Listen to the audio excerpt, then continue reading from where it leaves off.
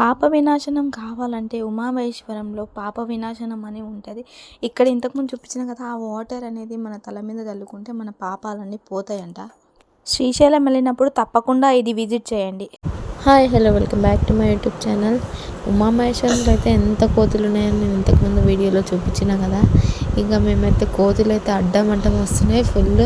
ఒక కోతి పడుకొని ఒక కోతికి పేర్లు చూస్తుంది, ఇంకో కోతి అయితే పవన్ కళ్యాణ్ ఒక సినిమాలో చేస్తున్నాడు ఇట్లా కార్ పోయే సీన్ అలా కూడా చేసింది ఒక కోతి అయితే. మేము వస్తుంటే రోడ్డు మీద మంకీస్ని చూస్తుంటే మాకైతే చాలా నవ్వు వచ్చింది. అన్ని మంకీస్ అట్లా వేస్తున్నాయి ఒక్కొక్కటి ఒక్కొక్కలక.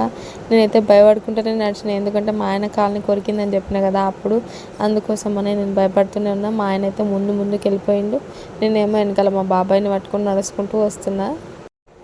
శ్రీశైలం ఎప్పుడు ఎవరు వెళ్ళినా సరే ఉమామహేశ్వరంలో దర్శనం చేసుకొని వెళ్ళమని చెప్తారంట పెద్దలు.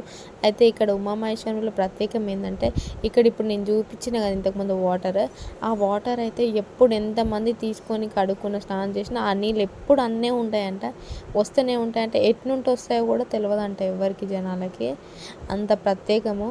ఏమన్నా పాపాలు చేసుకున్నా సరే ఆ నీళ్ళు ఇది చేసుకుంటే పాప వినాశనం అవుతుందంట. అందుకోసం మనైతే అక్కడైతే రమ్మని చెప్తారు. ఇక్కడ ఈ వ్యూ పాయింట్ అయితే చాలా బాగుంది అసలు. ఈ ఉమామహేశ్వరంలో ఇక్కడ ఉండి చూస్తుంటే నల్లమల్ల అడవి మొత్తం మంచిగా కనబడుతుంది, ఎంత గ్రీనరీ. ఉమామహేశ్వరంలో అయితే కోతులు చేతిలో ఏం పట్టుకున్నా గుంజేసుకుంటే, ఇంకా లాస్ట్కి టెంకాయ కొట్టేసి ఇస్తుంటే వచ్చి గుంజుకొని వెళ్ళినాయి. శ్రీ సమేత కాలకైతే గిరేసింది. మరిన్ని వీడియోస్ కోసం